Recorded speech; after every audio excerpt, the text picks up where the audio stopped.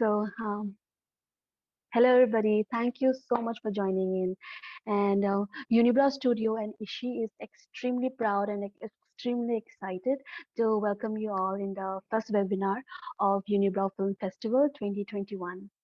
And before we begin, I want to thank our sponsor, who supported us endlessly, and who has helped us make this our initiative us possible, and the amazing women entrepreneur of Manipur, such as Hillwile, Dwellity, Google Foods, Myra, and Popa Cake and Bake. I mean, without them, we wouldn't be here. So I really want to thank them first.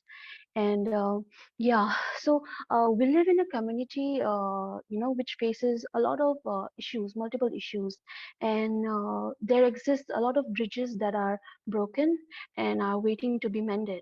And Unibrow Studio believes in bridging those gaps and connecting these dots by using creativity to connect, collaborate, and create. And today, with this uh, amazing, beautiful panelists from different walks of life, we will discuss the theme of the film festival, that is life through a window. And one theme can be interpreted in a multiple ways. Creative expressions can be endless, and perspectives can be endless. So today we will attempt to discuss multiple perspectives that exist in society and how it challenges creative expression.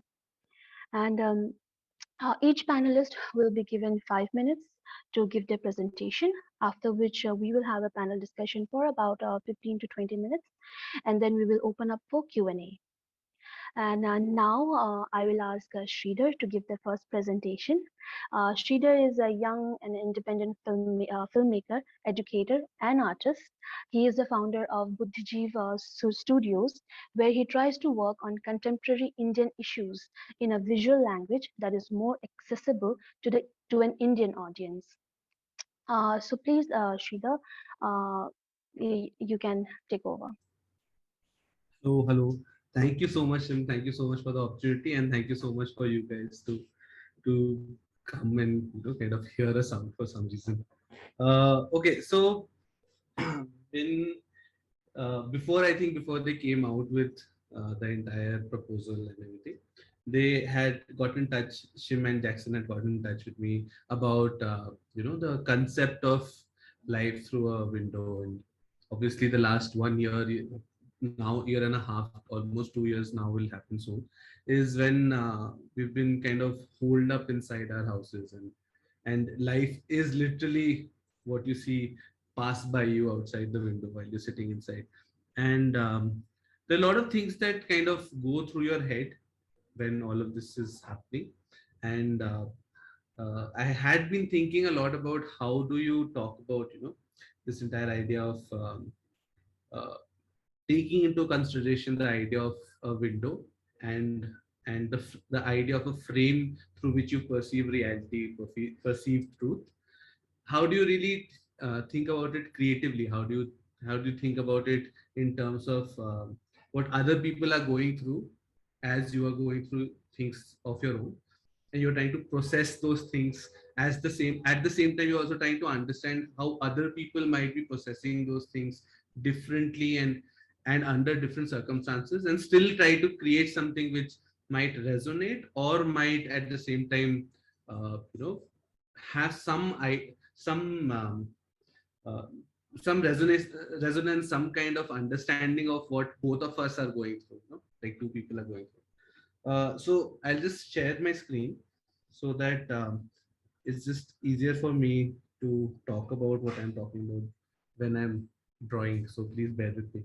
My drawing is not really nice, but yeah. Can you guys see? No.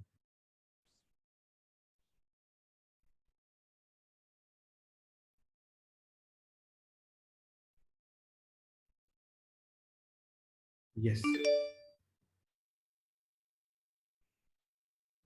Yeah. So what I really wanted to talk about was that I wanted to use an analogy to kind of discuss what I was thinking about in this zone. So imagine that there is a rooftop, right? And there are two people standing on that rooftop and looking at the night sky through a telescope. But they're pointing their telescopes in different directions. So one telescope is looking this way, and the other one is looking the other way. Now, if you think about it, a telescope is kind of a window. It's a window to the night sky. It is a really small space through which you perceive whatever you're looking at. But if you point it anywhere in the night sky, you understand that the window is always pointing to infinity. There's an endlessness that one can see even in a minute, small, peephole of the telescope. So I think it's a very interesting metaphor for the kind of opportunities we might have, but also at the same time, it's also very reflective of the fact that just because a window might be small or big doesn't necessarily mean that there are not a lot of things that one can see through it. Now, these two people are obviously seeing two different things in the night sky. There, maybe one person is seeing a planet, another person is seeing a star, a galaxy, whatever. There's so many things that one can observe through that one telescope. But what really kind of is something that really stays with me is that if the two people have thought a lot about where they are standing, about the rooftop, and what does the rooftop really signify to them, they can be seeing completely different variations of the same idea, of the same truth. But the night sky is like that. The night sky is a, a metaphor for the greater truth that all of us are trying to search for, whether it be creatively, whether it be in different ways. We might be able to see different versions of it, and we might be able to see different points of, you know, or different sections of the greater truth through our own windows, through our own telescopes. But I think that till the time we are understanding and aware of the fact that all of us are looking through our own telescopes, and we might never see the same exact thing, but we might be seeing parts of a larger entity, which is what all of us are searching for. And this entity, like, one can call it truth in a abstract level, but it can be a lot of things. It can be um, you know a certain kind of expression that one is trying to come out with, a certain kind of ideological um, uh, dichotomy that one is stuck in. It could be anything that one is trying to interact with on a creative level. And that is something that we have to understand. All of us, people who are in any kind of creative work, are on the same rooftop. They might just be interpreting it in their own way and seeing it through their own telescopes. What I really, then, if this metaphor is something that we have to think more about, then the other thing that really stuck to me is the fact that it's really what, as artists, what we really need to figure out is which rooftop we are on. Because the rooftop, which is the most important part of the the argument, really, if we have figured out which rooftop that we want to be on, like for example, it could work within a lot of paradigms. Like for example, a lot of the work that I do is within nationalism, is within the idea of working with the identity of us being a nation, of us being part of some community. Now that is something that is the decision that I have made, and it's the rooftop that I am on, where we kind of look out and try to figure out what the larger scheme of things are. But different people would have their own rooftops and their own kind of areas where they want to explore, where they want to kind of imagine themselves in. And that, I think, is the real creative dilemma. Like really to be able to figure out where to position oneself, not just on the rooftop, that is a separate question, but which rooftop to, which climb, which rooftop to kind of end up on, because that will define a lot about where you're looking and what is the truth that you're trying to find.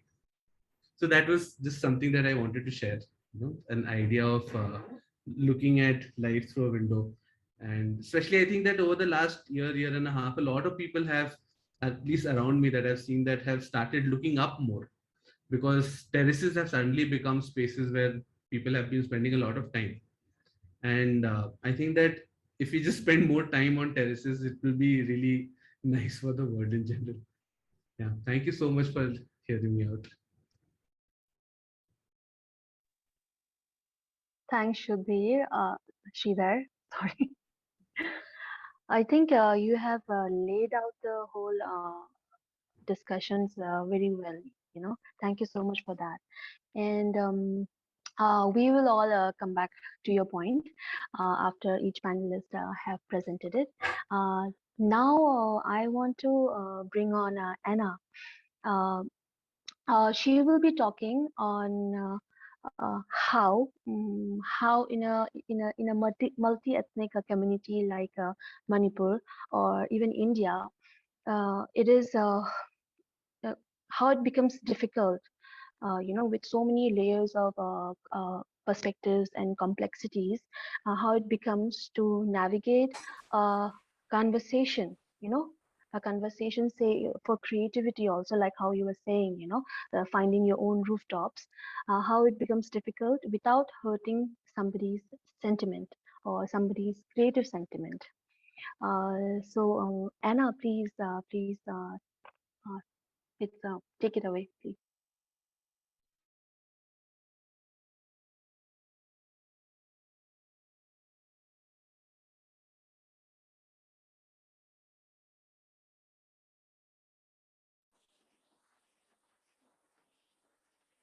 Hello, am I audible?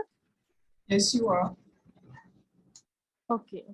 Uh, mm, Shim, could you share the slide, please? Could you share the PPT?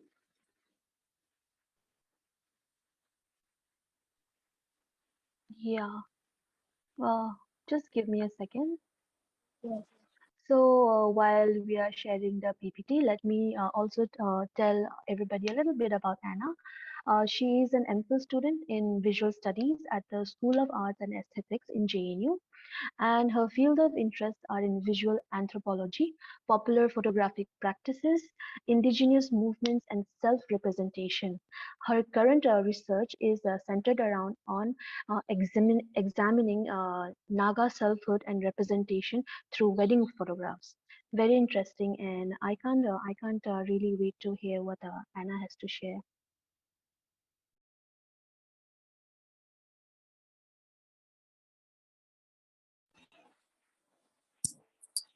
Hi. Hello.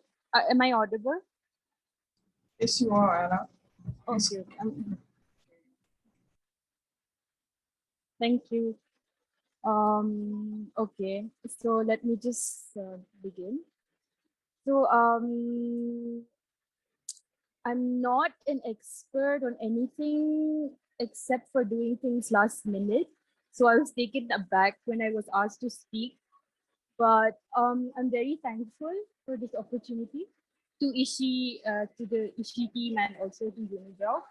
Um, so I was asked to speak on how to navigate conversations without hurting sentiments in a multi-ethnic space like Manipur. Uh, it is a very difficult thing to speak on, and I honestly couldn't for the life of me think of ways to speak about this very topic without hurting some sentiments. I guess I might end up doing so inadvertently, and I do apologize from the very beginning. Um, I must confess I have not come with any solution or remedy for sentiments that are hurt, um, or how to converse in the most diplomatic or amicable manner. And I don't think I would advise for any of that too. Our sentiments must be heard. I mean, that is of my opinion. To realize extremely uncomfortable things about ourselves and the people around us. So in a multi-ethnic state with more than 30 ethnic communities, it is not possible that every community are at an equal footing, enjoying equally distributed resources. Some communities are more vulnerable than others, some are majority, some minority, and some covered within layers of minority statuses. So I thought I must speak from personal experiences of being a minority indigenous tribal woman. Um, the whole ordeal of having to mouth long and arduous explanations of my identity. The universe decided it wasn't enough that I belonged to a state that had been marginalized by the center, but it also placed me within a community that is hidden under layers of invisibilization and misrepresentation. I'm not complaining, I love my people. So, how does someone from this criminally underrepresented community fit into conversation with their peers from more privileged social locations? And what are the responses to their attempts at being heard and seen? What are the responses to my attempt at being heard and seen? So this illustration right here, which I'm so grateful to Purnima for from Ishi, uh, represents my usual conversations with people from my own state outside the state. You can really replace the Maitai person here with any other community that is more larger than mine. But yeah, so this is the sort of explanation that I have to go through. First, uh, it is the state it is my state that is unheard of. Then it is the larger umbrella community that I belong to. Then even within my state, I am not recognized. My community is unknown. And then I connected to a more larger community, or in this case, the Kabuis. And this is how I have been explaining my identity inside the state and outside the state my entire life. So this sort of misrepresentation and invisibilization of my identity started from my childhood. Closer to home in my own locality, my family accommodated themselves so well into the Tangkhul neighborhood, into a majority Tangkhul neighborhood, speaking the Tangkhul dialect and even the Somdal village dialect as well. But no one, not even my classmates from school, nor my teachers to my own neighbors identified my tribe correctly. I was always the Kabui girl or the Kabui family from Fairyland. Uh, I've never had any problems with that. I don't think I have any problems with being identified as Kabui, uh, but definitely there comes a point when you want to be identified correctly. Shifting to Delhi at the age of 8, of course, I went through sitcom material racism from my school classmates and microaggressions from my very politically correct peers in college and universities. The Northeast as a whole is of little border to the mainland. We're all very acquainted with that. Coming back to Manipur, to the same setting and misunderstandings that I had left as an adult, that I had left as a kid, coming back as an adult woman, fully armed with stories and angst, I was becoming hyper aware of my identity and also of the fact that everyone else was not. The state that I so loved and continue to defend, hardly had any traces of my community or just any tribal community at large in its official imagination and Manipur is, and it was beginning to trouble me a lot. So in this way, because of this, I tried to slide in stories of my village, of my heritage during conversations. Sometimes it was met with wide-eyed interest, but most of the time it was met with a lot of disinterest. Um, I was desperate for a way to write our narrative in a way that was different from mainstream Naga scholarship focusing on nationalism. This had always bothered me. We needed something else, but a community that has no written text. One is always apprehensive to be the first one to start. So I found myself going to the thing that gave me the most comfort, that is my family albums. and the women of my community. And interestingly, it is the women who are the keeper of family histories. My aunties have collected and kept photos of so many extended family members as treasured possessions. Um, Through my research, I realized with each photograph and the conversation it brings forth, what an amazing historical source it could serve to tell our narrative, along with oral discourse, from a personal and heartfelt manner to understand what makes up the fabric of our society. Shim, just don't. Uh, can you?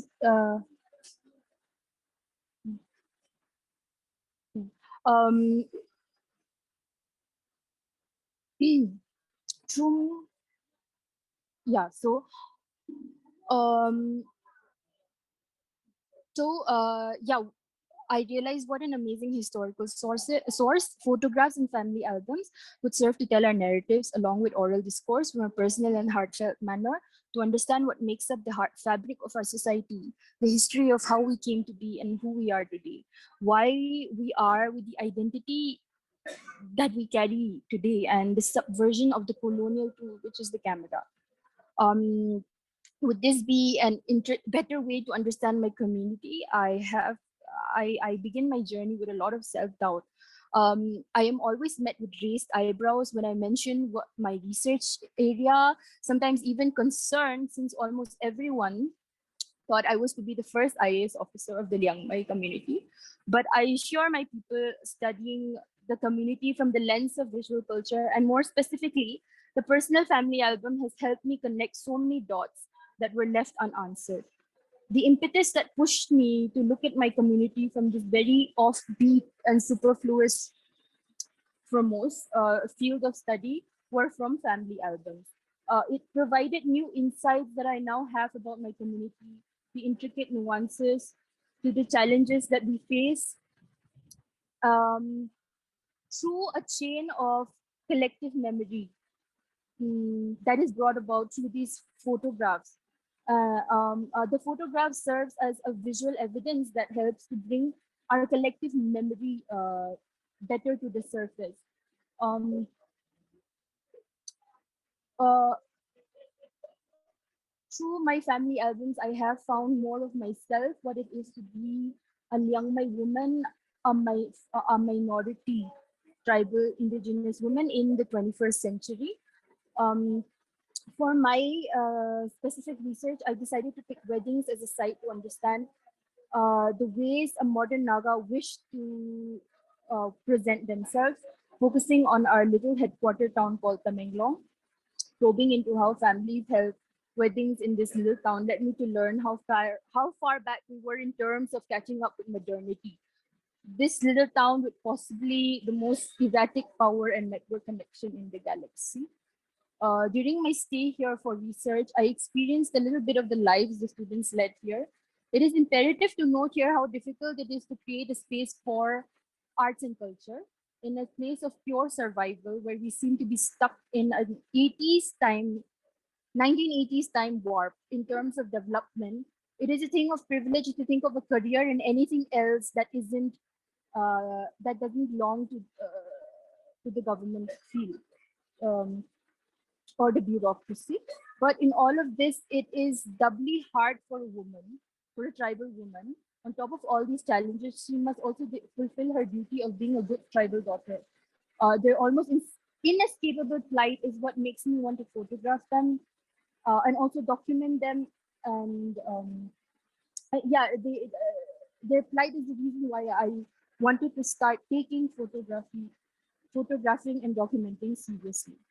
Um, Anna, can I so just remind you yeah, about the time slot? All right. okay. Yeah. Uh, I'll try and shorten it.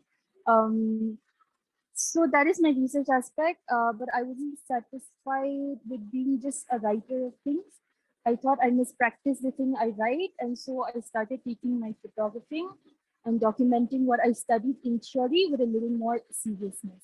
To find a visual language that would convey our social location in the context of Manipur, a way that wasn't aggressive nor exoticized, in a way that would make the viewer introspect and learn. Shim, can you go to the next slide?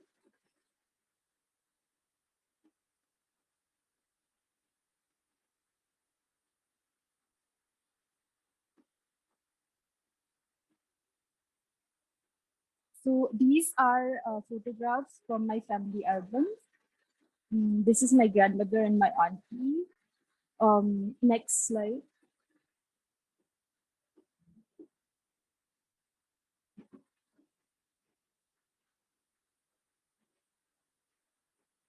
These are my, this is my mother and her cousin sisters.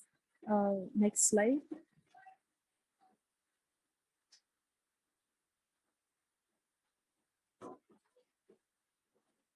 This is my grandmother with me as a baby.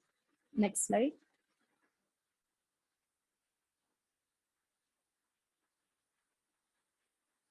This is a photograph of a wedding of my uncle, of my granduncle and his wife. Next slide.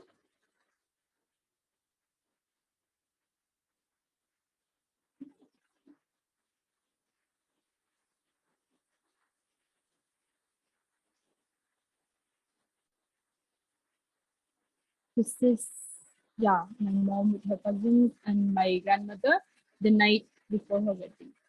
Next slide.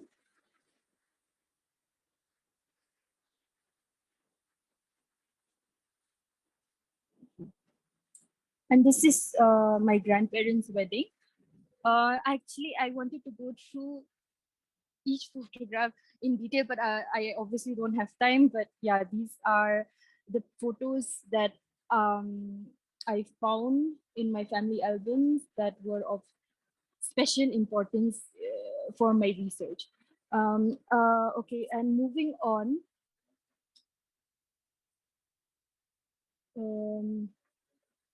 So the next set of photographs are the photographs that I have clicked, that I have documented in my village. Can you go to the next section?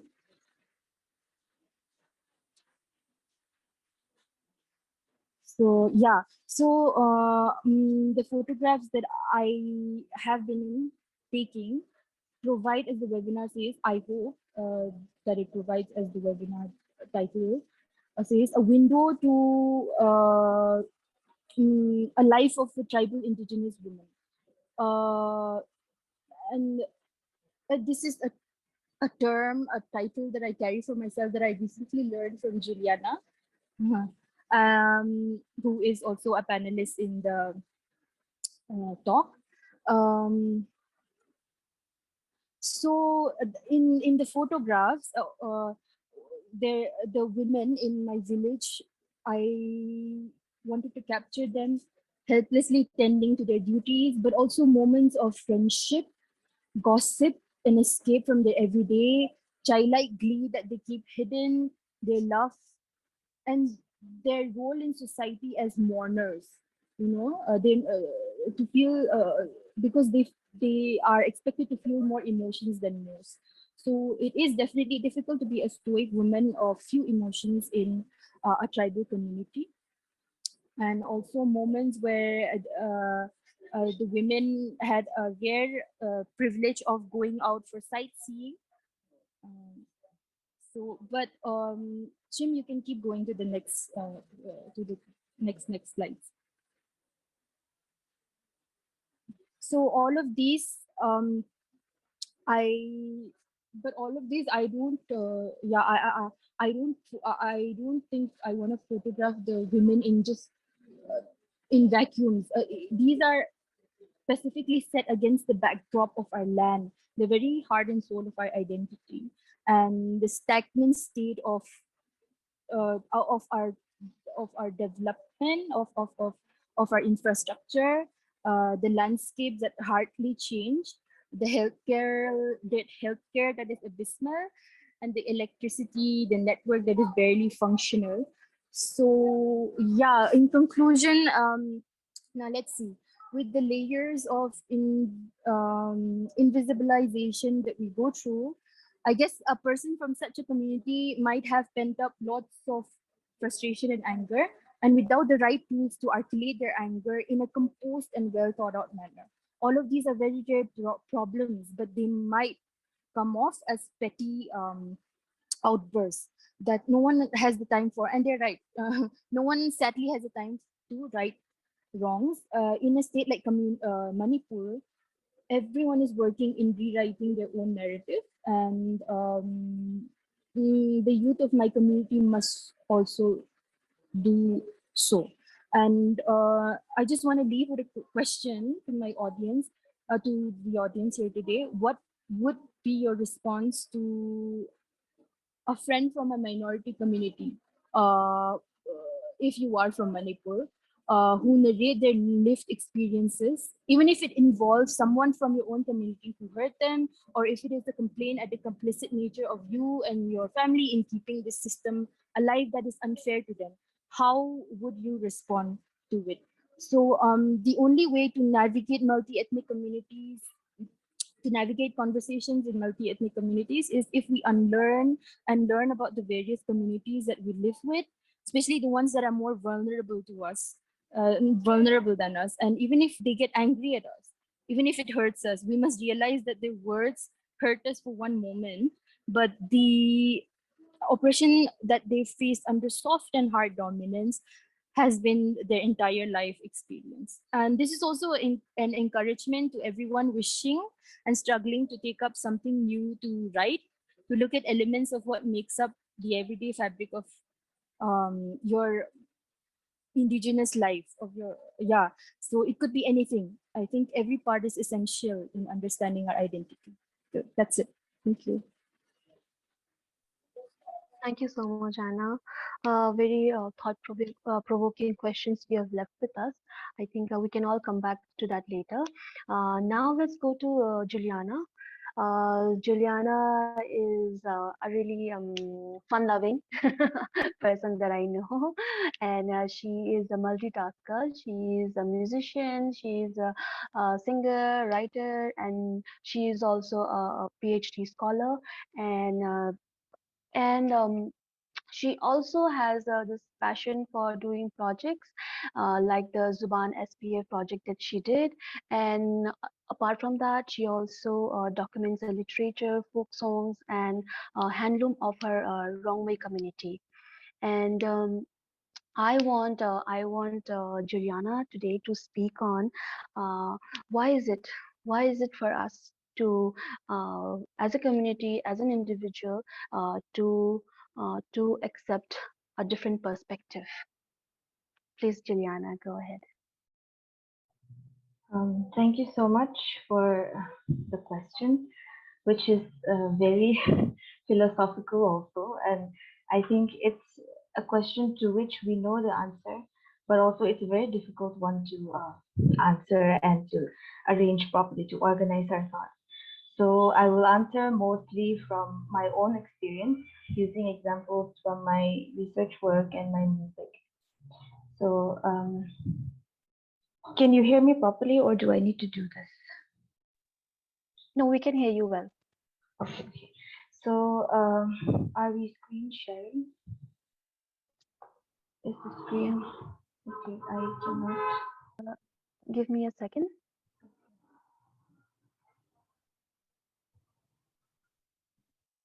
Oh.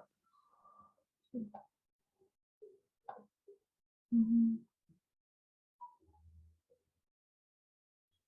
Is that the one I sent? Give me a moment. Yeah. Okay. Uh, People, you can also please check her recent music video, which she has done it so creatively. It's really fun. Thank you for that. So while we're still working on the PPT, I first want to bring the first reason, according to me, why it is very difficult to accept someone else's perspective. Like Anna has just said now, it's related to what Anna has said all along, Your and the first reason is a lack of knowledge and exposure. So this is true both as an individual and as an artist or creator. So we can see that from the individual level itself, we cannot understand someone else if we do not know them well. And we are able to love and forgive and adjust with someone only when we know them well. So in the context of Manipur, all of us individuals identify with one community or the other. The like Anna kept emphasizing, the valley communities and hill tribes do not know about each other's history and cultural practices and norms in detail. And the case is similar even among valley communities alone or among hill tribes alone. Only few are children of mixed communities too. And again, this case is similar for Northeastern people and mainland Indians and our perspectives of each other, and for that matter, beyond India and so on. So that's why, for example, tribals who grew up in Imphal, like myself, or Northeast people who have lived in mainland cities for so long, seem to be able to accept perspectives of each of other communities more easily. This in general, not for all, but most people do not have the privilege to have this knowledge and exposure.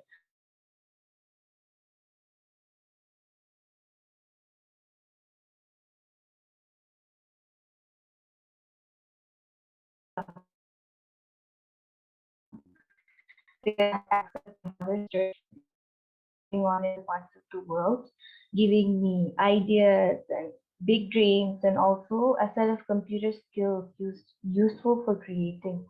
And many people, mostly hill people, do not have access to all these in my time. And sadly, even now, because even the most basic facilities like electricity are still unavailable.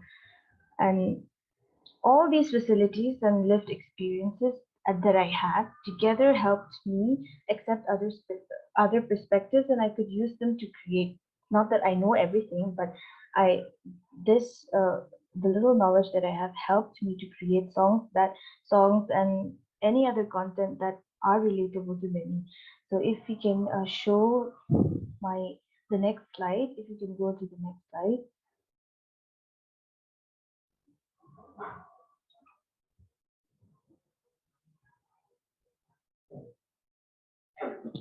Oh, not that. I have skipped that part. Yeah. Yeah, this was the cover art of my song that I directed. So you can see that I'm on a hill and I'm facing the valley. And also the next slide, you can see how in my songs and in my videos, I try to bring in different perspectives. And yeah, you can go next. There's hill people standing in front of Kangla, stuff like that. So, but what I'm saying is that if people who did not grow up here or who did not have much exposure to different places and different cultures are unable to create some things because they don't have the knowledge and exposure. And if we can go to the next reason, yeah, these are just stills from my music video which I made, yeah. And the next reason, after not having knowledge and exposure, is I think personally it's a dilemma between tradition, ideologies, progress, and reality. So if you can show the next slide. Yeah, the next. Yeah, so if we can read that, um, if you can read that, it was just a paragraph from my one of my research papers where I said I used to, because I come from nice places like this, I used to start disliking Indian cities because it was, hot and dirty, and I was so detached from the people. But then when I came back, I kind of realized that home had its own kind of mess that was sometimes dirtier than the pollution in the cities. So I think this short paragraph explains my point, the dilemma a lot. And so many of us are compelled to move to the cities for progress, but then we somehow get detached from the realities again, and then we come back and realize that there are so many unresolved personal and societal issues in our everyday life. And also we find out that we need money, right, connection, if we are to become successful artsy, creators of high standard content. And so, like Anna said, I have to keep referring to Anna because she's my friend also. We have the pressure whether to create or survive. And if you can show the next slide, please. Yeah, this is also a photo that I kind of directed for my research, where it has multiple meanings. But then what I wanted to bring to this talk is how as we as women, we have our ideologies, we have dreams, we create plans, we have role models, we read books, we do whatever, but most of us are too busy taking care of our families and being the family chaiwala and dishwasher and all that. And we end up not having time to hone our ideas and skills. And also, if we go to the next slide, you can see that the only time I could uh, bring references to my favorite books or things like that is through my song lyrics and through my um, book music videos and all that. So this is Thomas Hardy's Far from the Madding Crowd. And if you go next, you can see a quote from Anne of Green Gables. And next is from Narnia and all that. So it's this, yeah. So we have so much. We have, even those who have knowledge. My point is that even those who have knowledge, and even those whose perspectives are apparently widened, we still are unable to accept others' perspectives because we ourselves are also trying to form our own perspective when it comes to art and all that. And also, if you go to the next, it's some are just difficult human beings, to be honest. Even if there are people who have all the knowledge, all the exposure, all the prerequisites to be a pluralistic, very awesome person and creator, but you simply refuse to accept someone's very valid perspective, then I think you're just being, a selfish, arrogant, and just a difficult human being in general. I think this is also a reason that we should not overlook human nature, problems of human nature. And the last reason that I want to give why it's very difficult is that because the other perspective that you want me or us to accept is just unacceptable. Um, so it's all about which perspectives are we talking about. So if one perspective clearly misrepresents the history and culture of a community, then individuals of that particular community will definitely find it very hard to accept that perspective. If we Because if we accept it and let it slide just for the sake of being respectful, that perspective will go not only into academia but into songs, films, pop culture in general, and eventually twist that particular community's story. So yeah, I think I have completed what I have to say. So yes, there can be many reasons, but right now in this short time, these are the 4 reasons that I wanted to add. Thank you. Thank you so much, Juliana. True. I mean, it is difficult to draw the line, isn't it? Um, yeah. So now let's go to our senior most panelist, Dadi Rain. Um, he will talk about uh, the fact that well, this question I put it out that are we creators, filmmakers, or artists? Are we like a soft target for backlash or criticism? Are we soft target? So, Dadi Rain, please take it away, Da.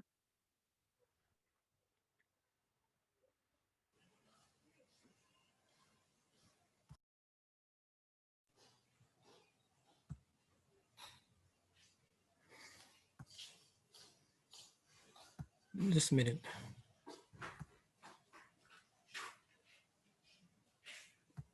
Well, Da puts up the slides. Maybe I can just talk, tell Yeah, just a minute. everybody a little bit about him. Yeah. I'm starting He, my video. Just a minute. Okay. Can you guys hear me? yes, Da, we can hear you. Yeah. Good evening, friends. Uh, when Shim had asked me to speak on certain issues which is dear to her and to all of us, I thought, I would speak something that I have experienced as a journalist and also a filmmaker, which I have not. I made 4 films earlier, and beyond that, I haven't done anything else yet. But my films were all on small communities in the Northeast, including the Nagas and the Mizos. But today, I would speak on something which we were discussing here. How can we as filmmakers, artists, creators express creatively while respecting every perspectives? Uh, Speakers before me have mentioned or spoke on their own experiences as well as about how one has to see or infuse certain perspectives into the way things that they do, as well as how their works or objects of art had been interpreted by others, be it the majority community or the bigger communities.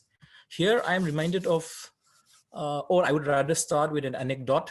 It's a very short, interesting story about interpreting objects of art. Some 5 years back, a common friend of mine, a friend of ours, who also works for a government-run film funding agency by central government-run film funding agency, had given me a call. It was exactly, I think, around 4 to 5 years back. And he asked me, Dhiren, I got your number from another friend of ours. I have never met you, but I would want to speak something to you. So I asked him, what's the matter? You know, the first thing he told me was, there is an artist, a Delhi-based young artist who studied in Delhi College of Art. And this particular artist, he says the guy, and was also distantly related to you.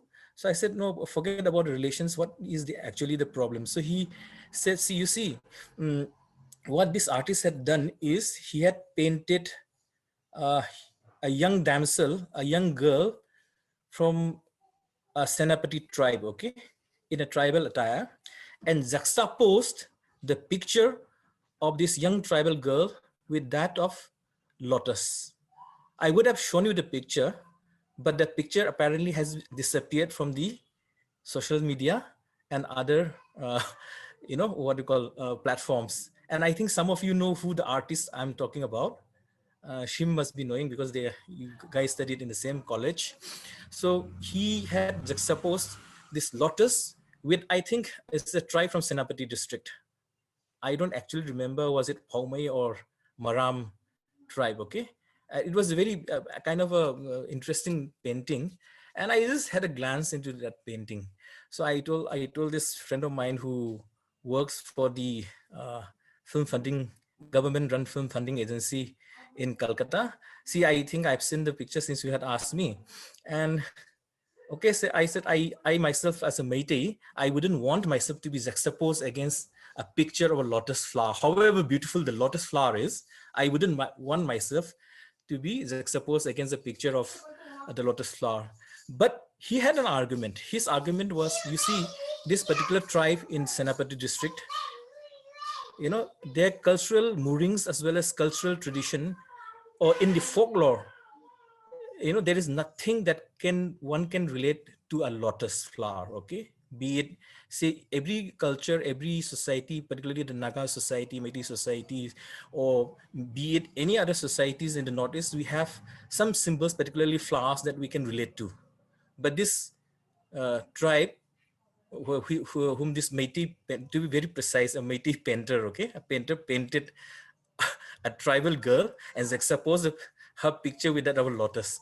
And he had argued, see, this particular tribe doesn't have anything to do with lotus, and it is found to be very highly objectionable by this particular tribe. The elders said, how can our tribe be juxtaposed against lotus? And there are no lotus. The concept of lotus is totally absent in the tribal folklore of that particular society. So I said, I perfectly agree with you. For instance, I mentioned again, I wouldn't want myself to be juxtaposed against the lotus flower, even if I stay closer to the Loktak Lake. Actually, I'm from Bishnupur, which is closer to the Loktak Lake, which we can see lots of lotus flowers bloom, beautiful lotus and all. Okay, so I said I wouldn't want to, but it gave me some kind of a it literally ignited a kind of a debate within myself.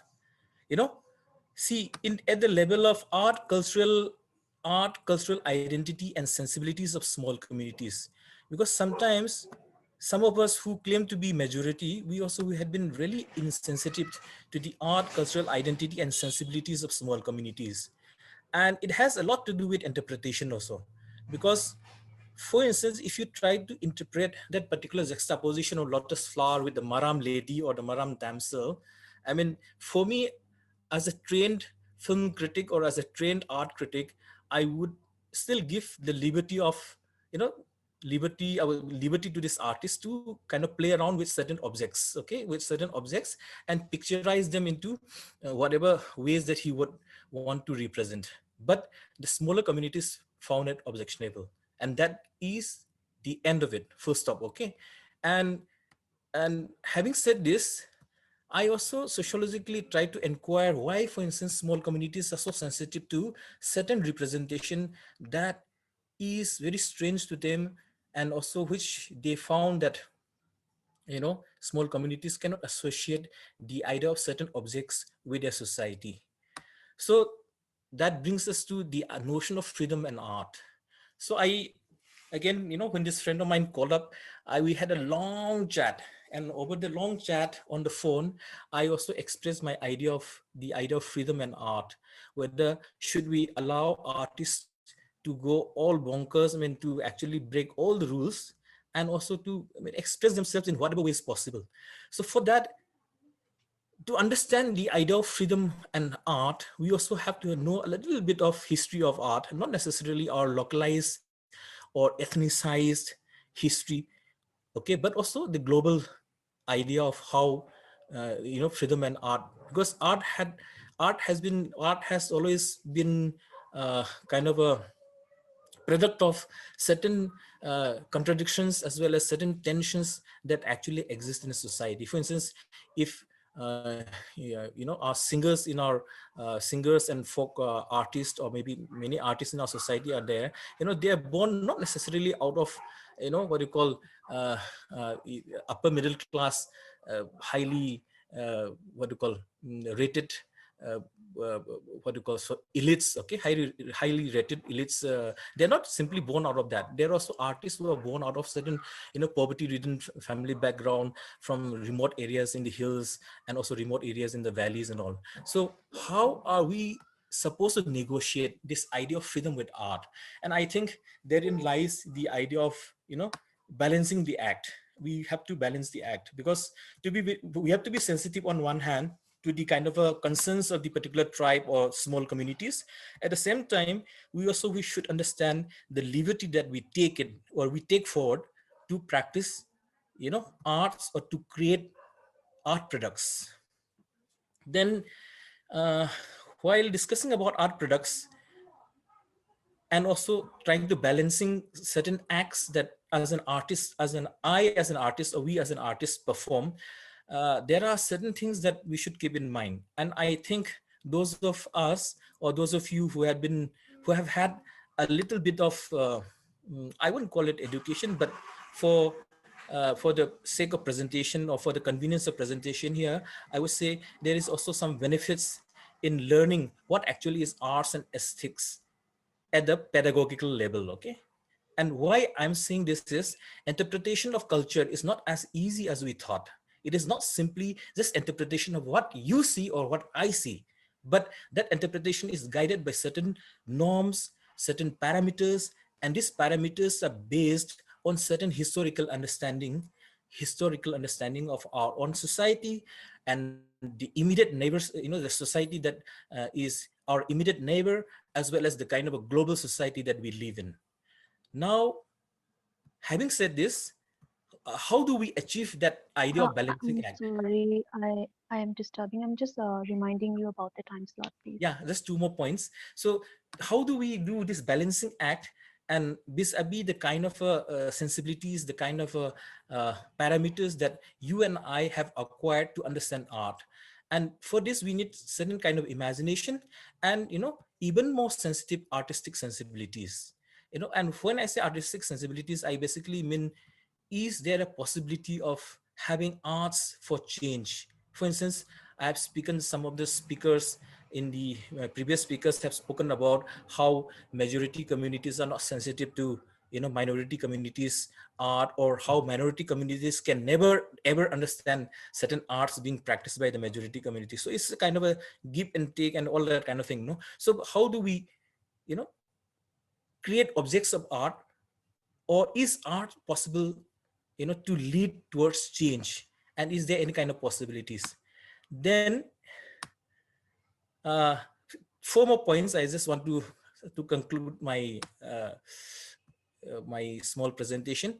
And we have to have having done that, we also need to critique our own society. When I say our own society, means even within that small society, okay, small community, as well as within that majority, we have to question certain dominant values, as well as historical narratives that actually govern, or that actually tells you what actually is art, or craft rather.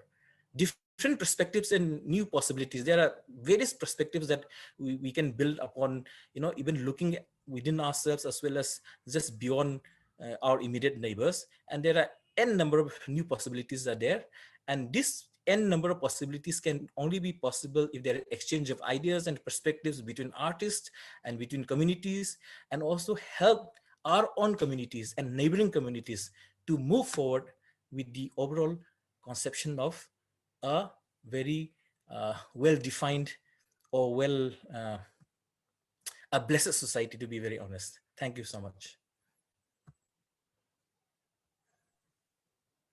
Thank you, Da. Thank you so much for giving that presentation. Um, well, we have taken quite a lot of time. So I think now would any of the panelists would you like to you know put in something else before we go into the Q&A, before we welcome questions from the audience? Would any of the panelists say something?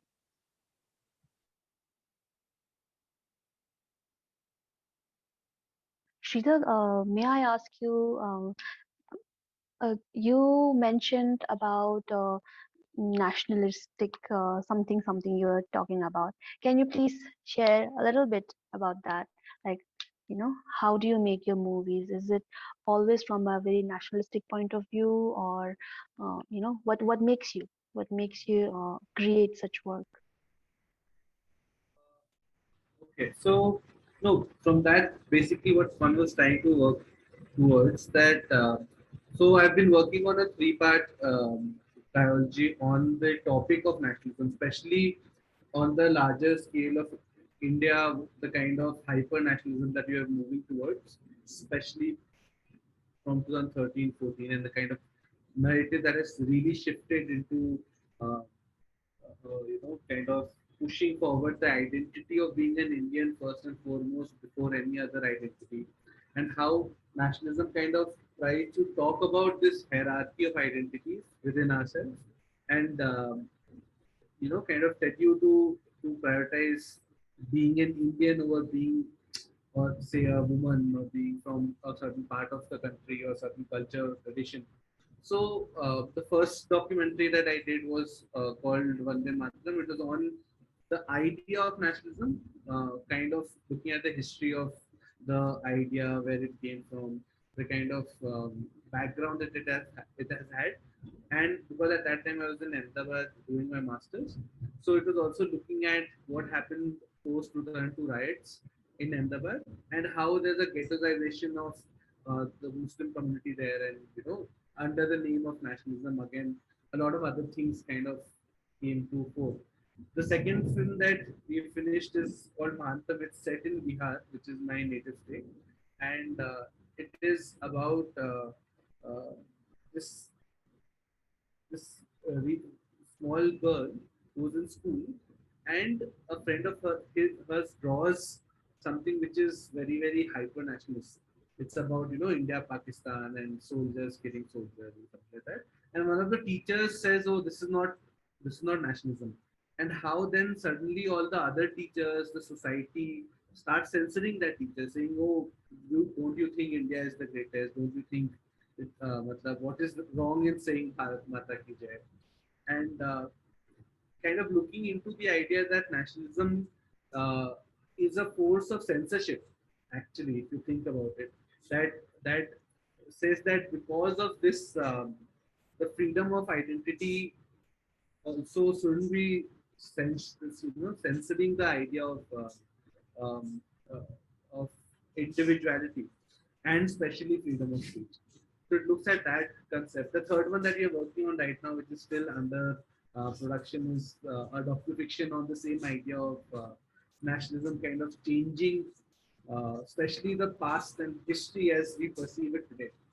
So it's coming from there. Another film that I did for Doordarshan about 1.5, 2 years ago was about a lost script from Bihar.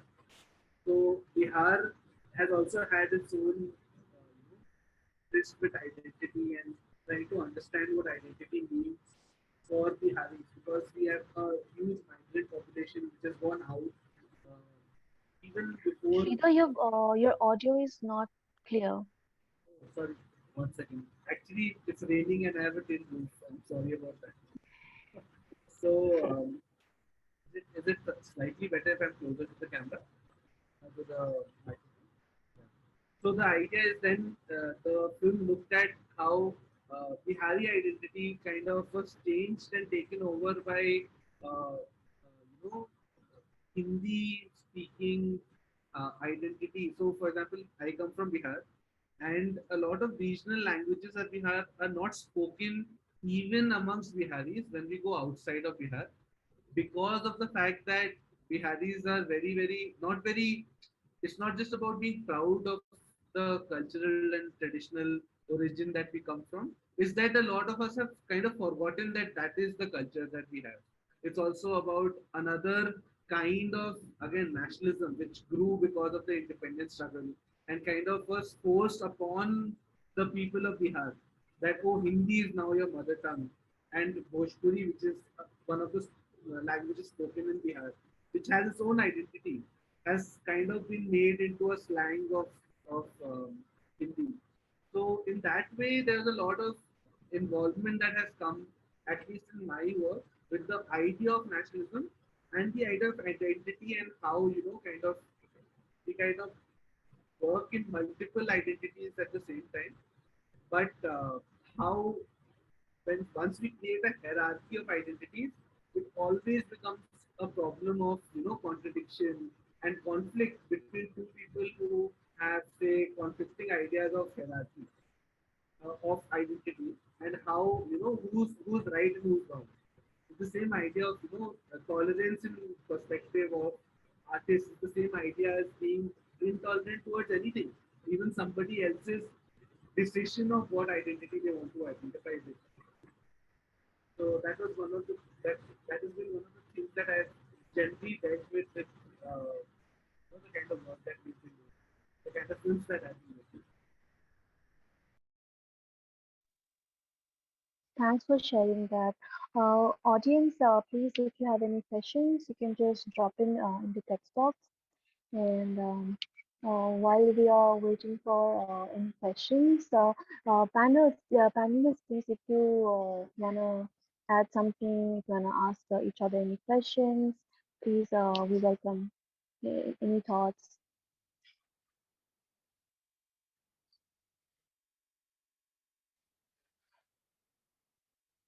So while you're waiting for that, Juliana, I have one question for you. So since you're also an artist, musician, and a writer, um, so like Sridhar was also talking about, this constant conflict.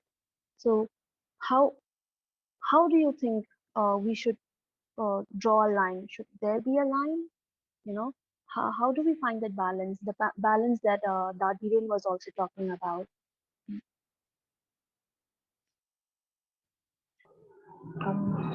Another difficult question.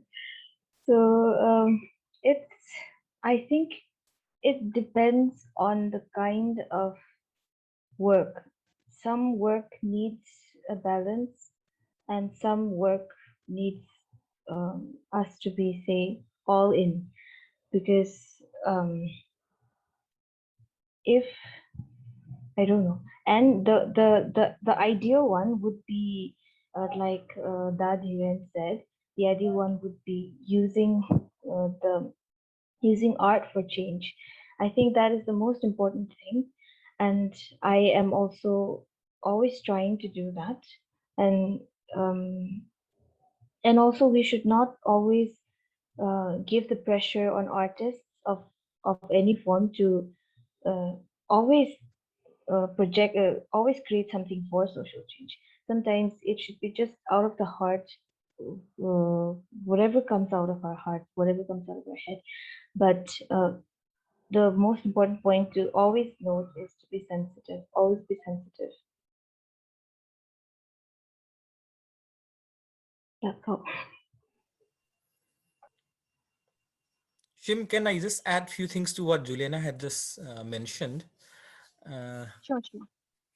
See, I think Juliana, is very good that you are trying to do something on, I mean, or picking up art for change. Okay, and art for change is not as easy as one thing. We were talking about intolerant people who cannot accept my idea of art, or your idea of music, or his idea of Shrida's idea of films, or maybe Shim's idea of design. Okay, differences will be there, and number of differences. But how do we actually resolve? See, we have theories and political theories about conflict resolution, but have we ever thought of resolving certain kind of misunderstanding on understanding art? Okay, so these are difficult questions, but we cannot escape away from without asking these questions. So I think, like Juliana, is good that you are engaging on this. But what I'm really worried of, in contemporary times, in particularly in the age, and in the age that we are living in, is those people so-called claimed kind of elites, as well as the literate elites. Okay, the literate elites who have also apparently knows what constitute art and aesthetics. Okay, they themselves becomes intolerant. What basically I mean, educated people, I think Sridhar knows what I'm trying to say, because they're, the people who critique you are your most intimate enemies. When I say enemies, it's not necessarily in terms of the physical fight that you are going to encounter, but in terms of the intellectual what you call contestation that that once puts forth, which basically means if somebody wants to critique Sridhar with his film, there will be some hundreds of other people who have done their PhDs and who have written reams of books on nationalism and all that kind of thing to argue that. So those are the kind of intolerance which I'm scared of, to be very honest. Not the kind of intolerance to very that I was talking of in my presentation about some villagers complaining that how can our tribe's girls face be juxtaposed against lotus flower, which is never ever there in our area. Lotus doesn't grow in our area. How can anybody, just because of his artistic liberty, draw a picture of a Naga girl with a lotus, juxtapose it against lotus flower? I mean, those kind of intolerance, even if you want to call it intolerance, I can still accept it, because they are coming from the level of, from what we normally understands in the NGO lingo, the grassroots. Okay, and they are not, I mean, we don't expect them to learn the finer parameters of how to understand films, or how to actually critique music, or how do we actually do literary criticisms and all that kind of thing. But having said that, I also believe in the notion of, this is not to kind of elevate this discussion, this webinar to an academic level, but what the French semiotician Roland Barthes has said about, death of the author and, birth of the reader. Okay, so the moment an artist has vomited what he had in his mind or her mind, that no longer belongs to the artist. It belongs to the ultimately to the people who are interpreting it.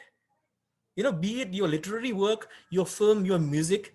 So if Juliana sings a song, she doesn't have to worry about anymore. It's people who actually listens to your song, okay? And how does one critique your song depends on the amount of that, the kind of the amount of thing that we have absorbed or we have internalized through our growing up, and also through the kind of a education system that basically I was talking of, that we have encountered. But it is our enemies. When you say the biggest enemies to artistic freedom now is not necessarily those villagers, innocent villagers who are protesting, or even those on the street, right-wing activists, okay? The biggest enemies to art is people who actually are supposed to be learned, who are already claiming to academia. They have become major people who actually scuttle the freedom to artistic freedom, the liberty to artistic freedom. On that note, I want to bring in Dr. Achan. If Dr. Achan, if you're still there, please share your opinions on this discussion, please, Dr. Achan.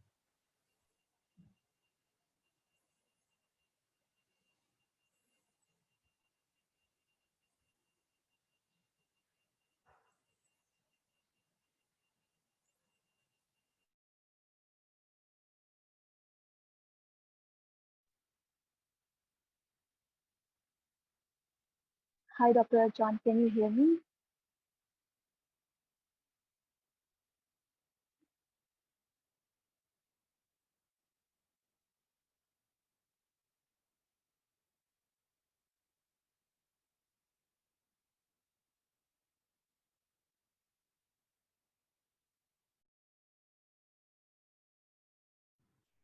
She might not be near the.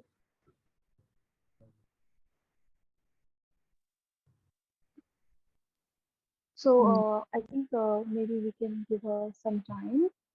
yeah.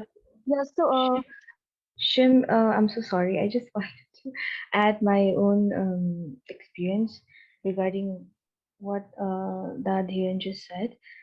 Um, I am part of, say, both worlds of academia, and where all those intellectuals are there, and also of, say, artists and creators, where we do anything we want. So I think we also need to have um, to always bridge this gap, and I am trying at it and sometimes failing very beautifully. But I think it's very difficult. But I think the answer is also always bridging, always trying to understand perspectives as we are talking in this webinar. That's all I wanted to add. I just wanted to just take from what Juliana was saying and build upon what Dhiren was saying, that this dichotomy where we are stuck, where we are also kind of trying to express what is inside, but at the same time you are also kind of thinking, oh, who's the audience? Why are we making this? Whatever we are making, like when I make a film, this is a big dichotomy that we are stuck between. That, oh, who is this film for? Like if this was, because ultimately a film is for somebody else. Like I wouldn't make the film, watch it and then delete it, right? So then if it's for somebody else, who are you making it for, right? And then the audience comes in, and then the other perspective is from, as he said, Rola Bath saying, it's the artist's job to create, and then the audience to interpret. But yeah, it's such a difficult space to kind of, difficult line to tread. And I've realized that it is there's definitely a innate nature ka factor which is involved in all of this, like the innate nature of the artist. And at some point I realized that I can't give up, thinking about the importance of somebody understanding what I do. Although I'd love to kind of make things and high art, and especially if you think about people like us who are from urban spaces, who have education which is urban, and for example, we're reading at the same time more about, say, Americans and European artists rather than, say, Indian artists, for example, or being a Bihari, I don't know a lot about Bihari artists, but I know a lot about Renaissance artists of Europe, right? So this kind of a perspective where we constantly are being trained by imitating or kind of learning about artists who are not from our context, and then creating content which is an audience is from our context. It's kind of this floating generation that we are part of. V.S. Naipaul talks about this. He says that when he is not in India, he was an Indian, but when he came to India, he was not an Indian. So everywhere outside India, he was an Indian. The same way that if I am a Bihari, when I go back to Bihar, is when I am least Bihari that I am. But outside Bihar, I am from Bihar.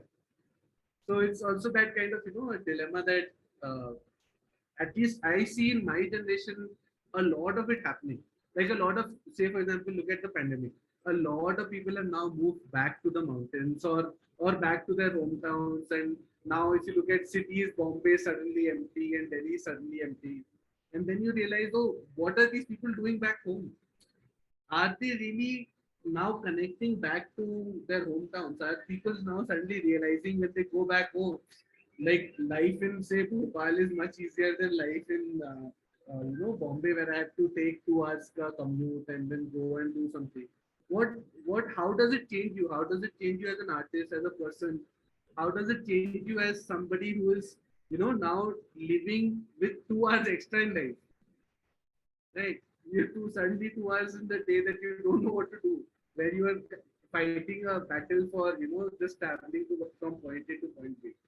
So I think now a lot of these things will kind of translate when people just sit and whenever this pandemic goes over, kind of let things seep and deal with the trauma and deal with the realizations that the pandemic has given us. Just wanted to add my 2 bits. I think Chemina wants to say something. Chemina, you can unmute yourself and please. Yeah.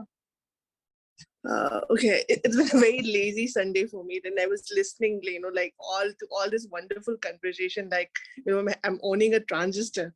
So it's a really, really touchy issues and very sensitive issues you all are, talking about. It's really interesting. And when Dadulen was talking about the cultural appropriation thing, yeah, I just remember, just few days back, I saw on social media, there was a girl who claimed that she was crowned Mrs. Hyderabad, Mrs. Telangana or Hyderabad, something like that.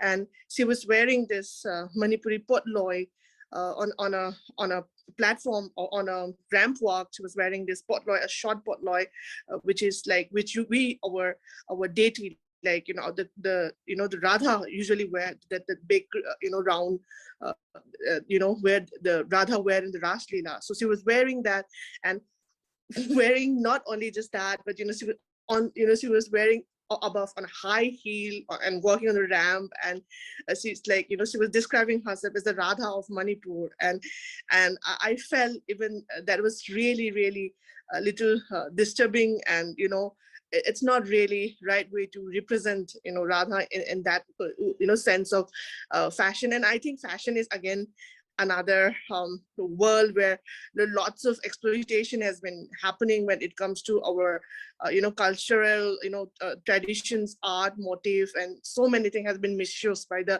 fashion world. And I also see that lot many friends from Nagaland are fighting for that cultural appropriation that's going on, like how their clothes are being sifted and taken and being placed in a contemporary world, and even not even giving them due name and courtesy. So this has been happening for a long time by the people from the dominant community, I would say. And I feel like, I like, even when Juliana was telling about, belonging to, both the worlds, I mean, it's really, really interesting. And I feel like, as a human being, living on this planet for one lifetime. And I think like thinking too much maybe on the divisiveness, but maybe we all can come together and maybe take up things like, which has more unity and togetherness, like when we say that when we are studying in Delhi, we usually say, or when we are studying in Chennai, we usually say we belong to Northeast India. Then we all Northeast come together, we fight for being called as racist, or all those racial slurs and everything. But then I felt, sports is another bigger thing which unite us all. During Olympic games, you can see how all of the people all over India came together and were speaking of the unity in all of us. And I think we have to look into more areas where we could achieve more unity. Maybe sports, maybe development as freedom, or into more accountable areas like that. uh, and also that where Dadhiren pointed about the cultural appropriation thing of keeping the historical fact as such, so that it doesn't get altered to the people who are from the grassroots, and who kind of imagine image the what do you say, like the image of something which remain something authentic to them should not be altered to that level that our younger generation will start assuming that as the kind of thing. So yeah, maybe when, like, suppose when I teach something to my daughter Ira, like like if the Poloi wearing with this high heel shoe, then she'll start imagining the Radha with high heels all the time, and maybe she'll be confused of how our deities are being placed in a temple or something. So maybe there has to be, maybe we should draw a line somewhere. That is my narrative, my perspective. There should be a line where we could say maybe this is a contemporary art, or maybe this is the real art, but we have mixed media or something. We have mixed something with this, and we have tried to create something, but the real authentic thing is this. So we usually speak out all the time. Suppose like somebody's usually using our fanek as a curtain, or our fanek as a tablecloth. We all get insightful, and we always get very angry with that kind of gesture from outside. So I think somewhere we have to draw a line of what object is particularly for what. And yeah, some like looking at the historical fact, definitely we should draw some parameters. I definitely agree to Dadhiren when he was saying about this. It really impressed me. Yeah, thank you so much. I mean, that was just a little bit of roundabout of my view to today's session, and it's a great session going on. Yeah, thank you. Thank you, Che. For those who doesn't know, Che Meena is also a filmmaker, in fact a national awardee, and then she's also a professor in Culture University. And so I think I'm going to ask you a question to Dadhiren, because I think you were also talking about pedagogy. So because they before I get into that, I think culture appropriation we are going to talk about in the next, if not next webinar, but it is going to be part of a series. So please, I hope everybody can also join in. So yeah, my question is, Da, since you talk about pedagogy, so since I know that there is a culture university in Manipur where culture and art and crafts it's taught, but a lot of people don't know. So whose responsibility is it? Whose responsibility is it uh, to give that awareness, to give that knowledge? A lot of minority people, they don't even know the existence of this university. And then also the fact that there is only one faculty for tribal studies, you know one faculty teaching tribal studies. So mm, so like, what is your take on that? Shrim is very interesting. But before I come to your this thing, let me, I mean, just to add to what Meena has just mentioned about cultural appropriation. Okay, I think some almost 10 years back, I had done a paper on Ruben Masangba. Okay, and the notion of cultural appropriation, I have argued in that paper. It's already available in the book edited by me, which is published by Rolich. India, about analyzing Ruben Masangba's lyrics. Okay, and I have argued that we can also have cultural appropriation in reverse order.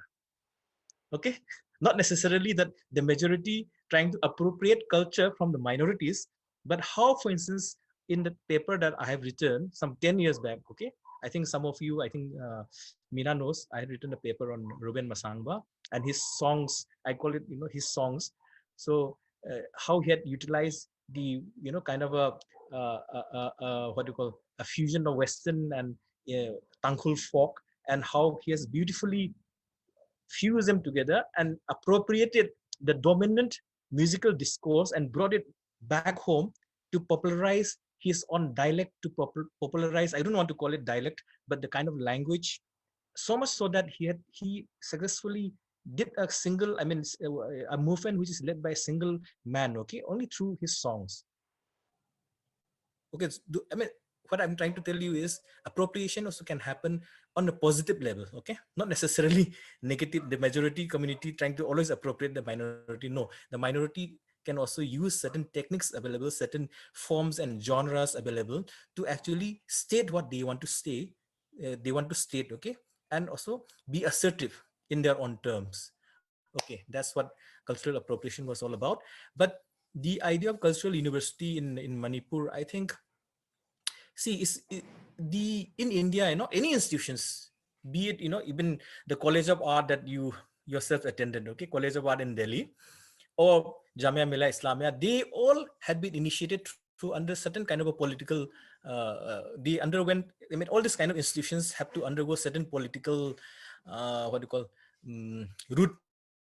And this political route comes not necessarily through, having a kind of governing body or having kind of advisory body where people actually advise the government to constitute this kind of institutions according to this kind of principles or the kind of a what do you call, conception. Okay, so for instance, cultural university for me is not the cultural university you have rightly pointed out, is not the cultural university that Manipur cultural university is all about. Cultural university, the notion of universities, okay, are not at all about learning the craft. Okay, it also is much beyond learning the craft. It's about understanding, as we say, like inter-ethnic relations, in terms of how communication model can be generated through cultural exchanges.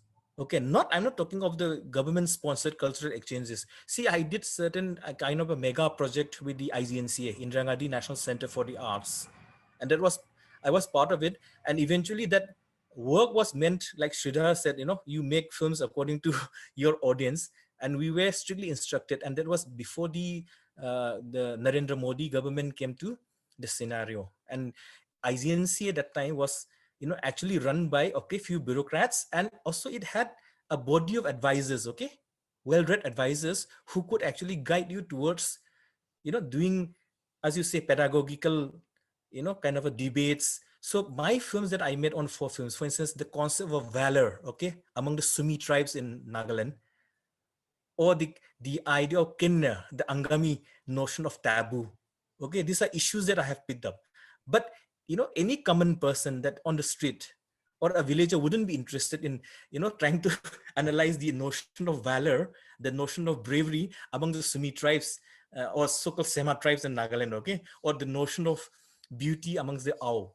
And those are the topics that I have picked up. My 4 films are revolving around all that. So when you produce this kind of films, you are producing it for an audience, for an institution like IGNCA. And the instructions to me, because I'm coming back to how certain cultural institutions as well as universities can function, the instructions to me were, they are not meant for communicating with common people, okay? They're meant for MPhil and above, those people who are doing MPhil and above. So you can go to any level. And apparently that was in collaboration with the Philosophy Center for Philosophy in JNU, So you see, it's philosophy department and a professional on the street like me, we have picked up to produce certain kind of film, and we tried our best to do it according to the kind of a product that they want, not the product that the popular youngsters or the what you call the community want, but according to their own kind of thing. So what I'm trying to say is, politicians at times also do not consider certain issues which is closer to me or to you, okay, on the notion of culture. So defining culture is not as simple as things. So officially accepted notion of culture, particularly in Manipur, from the kind of institution that is created like Culture University, for me is like learning dance, learning, martial art, learning dances, folk dances of tribes, learning the classical dance of the Meiteis. I mean, that is the end of it. Beyond that, the notion of, for instance, I think I think one of our panelists here, I think she has studied in arts and aesthetics, JNU, no? Was it Juliana or? Uh, That's Anna. okay, is she still around or she's left? She couldn't because her Okay. internet Yeah. connectivity is really So bad. what I'm trying to say is in JNU, I don't know if Sridhar, you're familiar with JNU, that arts and aesthetics department. Okay. So the kind of discourse that goes on there is definitely different from the kind of discourse that you would see in Manipur University of Culture. Okay. So, it all depends on the conception and how those conceptions are backed up by people, or politicians rather, who have a group of advisors telling them, through discussions and through interactions, what films should be, what, performing art should be, or what visual arts should be. Okay. So that's why I think basic notions, understanding of basic parameters of art and culture is very important. But on one hand, that is also another issue. But on the other hand, another issue that frightens me also is like, for instance, there are new crop of youngsters because in the I'm age of digital sorry, media. we are running out of time. Yeah. And I'm really sorry I'm cutting you in bit, but there's one really interesting question that has come. If Mm. if you don't mind me, Yeah. can I just yeah. So there's question from Purnima. In the times where everyone has a different opinion or a perspective to add, how do you create a space for a safe space for discussion around your creation, when one can ask innocent questions to learn without the fear of being called ignorant? So this question is for everybody. I think we are really running out of time. So maybe after Sridhar can we take it. discuss some, yeah, anybody, then we can close. Oh, Juliana can take it. It's such a nice question though. Okay. I think the safe spaces are happening by themselves, organically. Like people suddenly now, the more one is also understanding that freedom of speech is under attack. The more you see that in pockets, people who are not ready to concede their freedoms are getting together and talking to each other, which I feel is happening more and more. It might not be more out in the open, like it might not be more visible, it might not be more, something that you might read in newspapers about. But there are spaces, and honestly, I think that people uh, don't realize this, but colleges, for example, and spaces like this platform where people are just coming together and just spending a Saturday afternoon kind of listening to each other talk. These spaces are spaces where you can have these kind of conversations. I think the bigger question that when you say that, oh, the fear of asking a question, and without the fear of being called ignorant, that fear is something which is an external thing. It's not an internal thing. It doesn't really exist Yes. in absolution. It's something that is created when you feel that, oh, if I ask a question, somebody might say something which might reflect on me. But that's completely, it's actually very, very freeing when you move away from the idea of, oh, what will somebody else think. And the same goes for freedom of speech. Like if today I decide to self censor because I think there is something that I want to say, or I have a need to say, that I can't say, and so I won't say it. That is where censorship begins. No, that's actually the real act of the squashing of freedom of speech. When you stop saying it even before you say it, so the words don't exist, the words don't really come out. That's true fear. No, I don't think you should live with that fear. I don't think anybody should live with that fear. One definitely should be okay with the consequences of that utterance. Matlab, I think the real freedom comes with the fact that, oh, whatever will happen, we'll deal with it, rather than thinking, oh, we shouldn't do something with the fear of some consequence. I think that's just what I would feel. Absolutely. I want to hear from Juliana, yeah, as the minority and a woman perspective. I want to hear your point. And also as a younger person and who's only very new to the world of academia. So I'm part of many groups, but I would always ask all these random questions and those very embarrassing stuff only to a few groups where it's just us friends or people who have the similar interests or who know how to respect each other. So I think uh, whoever wants to whoever wants a safe space should create themselves also, gather friends, gather people who are like-minded, and you obviously expand your circle to people, to more people. And also, if I have to add to that whole positive appropriation, cultural appropriation thing, I think it is very important, since I'm also doing my own bit of documentation of my tribe. I think very important is that a positive appropriation is possible because, say, in case of uh, Reuben, he was already appropriating a very well documented, well done genre of music, which is the blues. And he was already using that, and so he could appropriate it correctly for folk songs.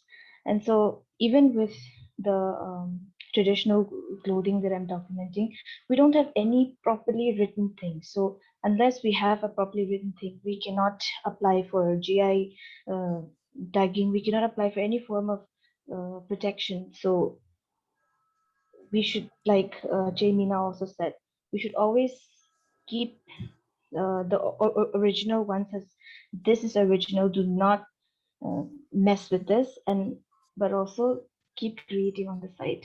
I think that is a fair game for everyone. Thank you so much, Juliana. Can I just, Thank you so much, everybody. Sridhar, you want I to say just want to, something? yeah, a very small thing, like, this entire idea of this is when, like, when you explore nationalism, this is a big question. When you say that, what is the original, or protecting the sanctity of the past, or what is, uh, what was original in terms of, what it was earlier and how we have kind of changed it.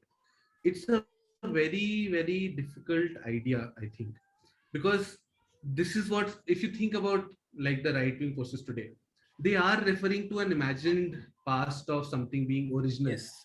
and how, that original is not to be tampered with. But I would anyways tamper with anything. You cannot stop, like somebody else said in the discussion, that, where do you draw the line. Drawing the line as an action is futile, is something that, the more you kind of engage with these questions, the more you realize that every time you draw a line, eventually with time, some people are going to organically grow and grow either around the line, or in some other directions.